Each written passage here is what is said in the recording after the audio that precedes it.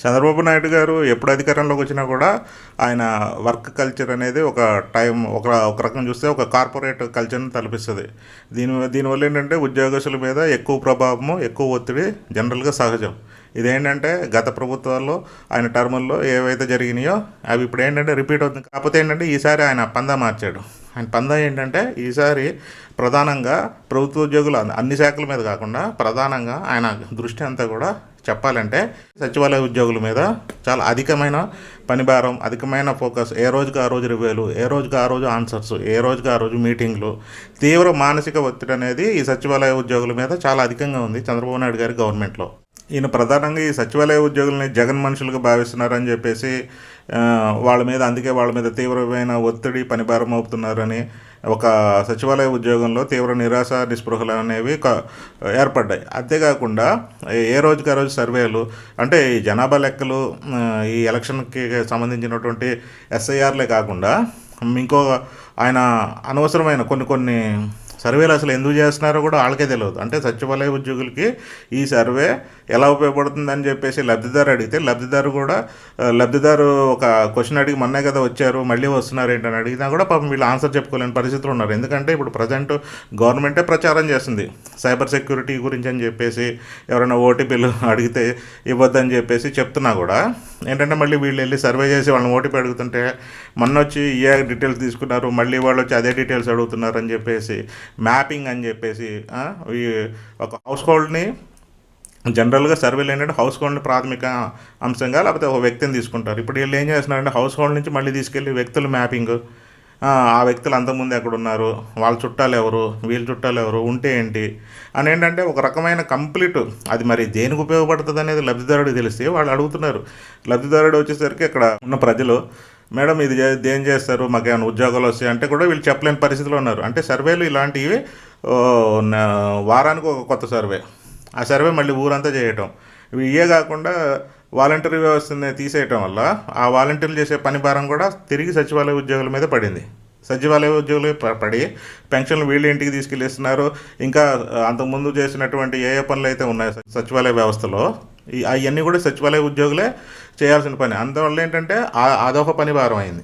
కానీ ఏ సందర్భంలో కూడా ఈవెన్ జనాభా లెక్కల విషయంలో కానీ, ఈ సర్వేల విషయంలో కానీ, ఎలక్షన్ ప్రాసెస్లో కావాల్సినటువంటి ఎస్ఐఆర్ సర్వే ఆన్ టైంలో కంప్లీట్ చేయడంలో కానీ సచివాలయ ఉద్యోగుల పాత్ర అనేది చాలా ప్రముఖమైనది. కానీ ఏ సందర్భంలో కూడా ముఖ్యమంత్రి చంద్రబాబు నాయుడు గారు వాళ్ళని కనీసం వాళ్ళని ప్రోత్సహిస్తా కూడా ఒక్క సందర్భంలో ఒక్క వేదిక మీద కూడా ఆయన నోట్లోంచి వీళ్ళ గురించి వ్యాఖ్యలు రాలేదు. ఆయన మరి వీళ్ళు ఏంటంటే ఈయనకి ఓటేయలేదనుకుంటున్నాడో మరి నాకు తెలిసి అయితే మాత్రం వీళ్ళలో సగం మంది పైగా కూటమి ప్రభుత్వానికే ఓటేశారు. ఎందుకంటే బ్యాలెట్ ఓటులో స్టార్టింగ్ చేసినప్పుడు ఉద్యోగస్తులే ఉంటారు. మరి ఆ రకంగా చూసుకుంటే ఒకవేళ గవర్నమెంట్ ఉద్యోగస్తుల్లో ఈ జగన్ గారికి అనుకూలంగా రావాలి కదా, రాలేదు.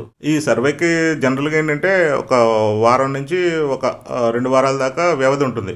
కానీ వీళ్ళు ఏంటంటే ఆ టైంలో వీళ్ళు చేసుకోవడం సౌలభ్యం ఉంటుంది. కానీ వీళ్ళ పైన ఉన్నటువంటి అధికారులు, మున్సిపల్ కమిషనర్లు కానీ, ఎంపీడీఓలు కానీ, కలెక్టర్ స్థాయి నుంచి ఆర్డీఓ దాకా వీళ్ళందరూ కూడా ఏంటంటే దాన్ని ఇంకా 5 రోజులే కంప్లీట్ చేయాలి, వారంలోనే కంప్లీట్ చేయాలని మానసిక వేదన మాత్రం వీళ్ళని తీవ్రంగా హింసిస్తున్నట్టు. అది అట్ ది సేమ్ టైం ఏమవుతుందంటే డైరెక్ట్గా మంత్రి స్థాయి నుంచి వాళ్ళకి డైరెక్ట్గా జూమ్ మీటింగ్లు జరగటం, కలెక్టర్లని వాళ్ళ మీరు ఏ ర్యాంకుల్లో ఉన్నారు డిస్టిక్ వైజు ర్యాంకులు ఇచ్చేసి తక్కువ ఉన్న వాళ్ళని ఫోకస్ చేసి వాళ్ళని ముందున్న వాళ్ళకి ఏంటంటే ఏదో ప్రోత్సాహం ఇచ్చినట్టు మాట్లాడటం వల్ల సర్వే అనేది ఏదో చేసేసామన్నట్టు కాదు. 10 రోజులు ఉంటే కుదిరితే ఇంకో 10 రోజులు ఎక్స్ట్రా ఇవ్వాలి. అప్పుడైతేనే డేటా అనేది క్లియర్గా రాగలదు. ఏంటంటే ఒక మాన్యువల్గా ఏదో చేసామనిపించుకునేటట్టు వీళ్ళు ఏంటంటే ఆ పైన వాళ్ళు పెట్టే ఫోర్స్కి ఏంటంటే సచివాలయ ఉద్యోగుల మీద అది తీవ్రంగా ప్రభావం చూపిస్తుంది.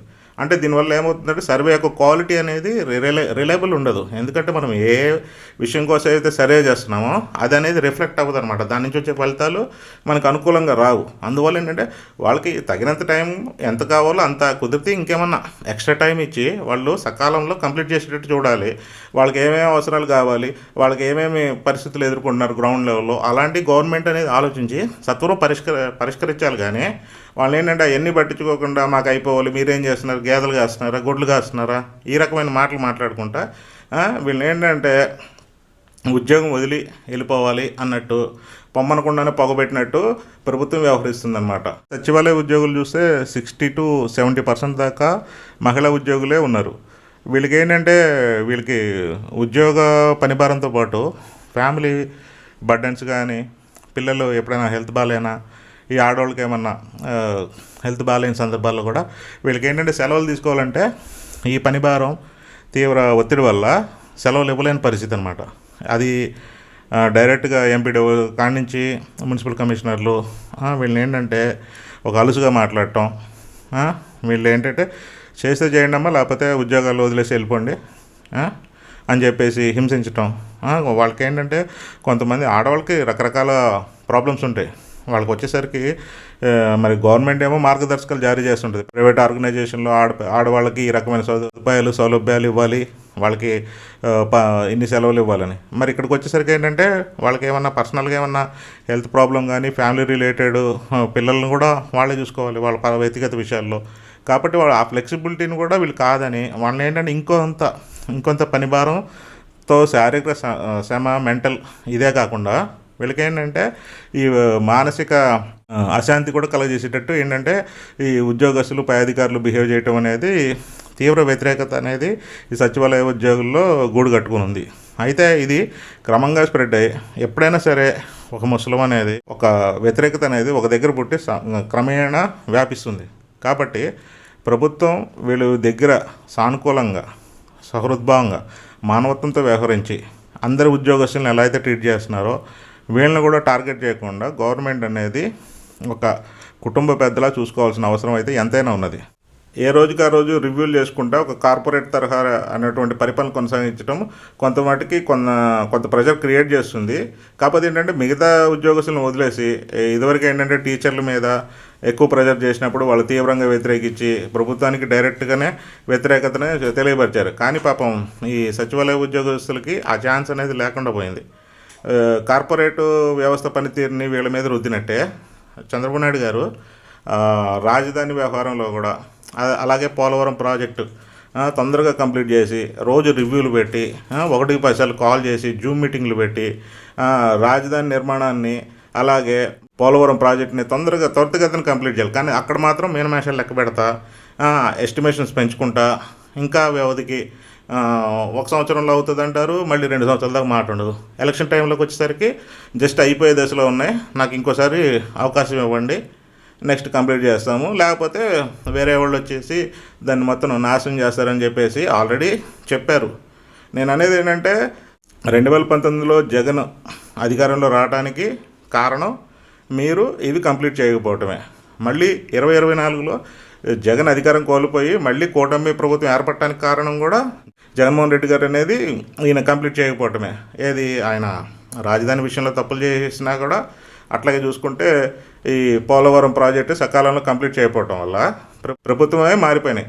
ఇప్పుడైనా సరే కూటమి ప్రభుత్వం సకాలంలో మీకున్నటువంటి కార్పొరేట్ స్టైల్లో పనితీరులో రివ్యూలు, మీటింగులు పెట్టేసి తొందరగా ఈ రెండింటిని, ఇవి బృహత్తర ప్రాజెక్టులే కాదనట్లేదు.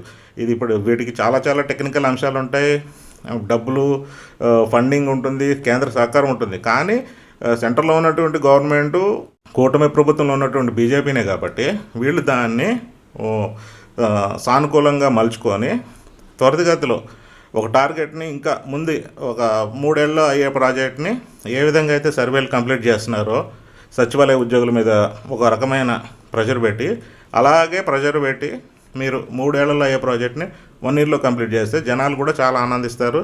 జనాలకు కూడా చాలా మంచిది చంద్రబాబు నాయుడు గారు.